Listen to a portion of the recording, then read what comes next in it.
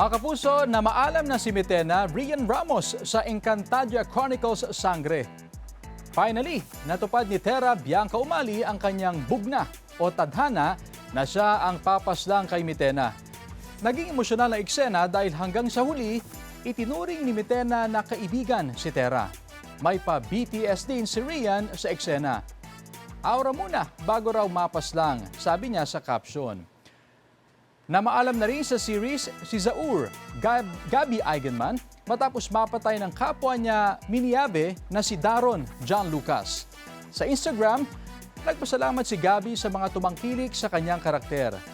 Ang malaki namang tanong, tuloy na nga bang natalo si Gargan Tom Rodriguez ng mga sangre? Na-excite din ang Encantadix sa closing credits dahil may patiis na ang 2016 Sangres magiging mga bathaluman at si Lira, Mikey Quintos, mabubuhay at magkaka-baby.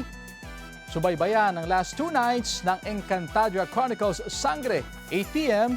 sa GMA Prime, pagkatapos ng 24 oras.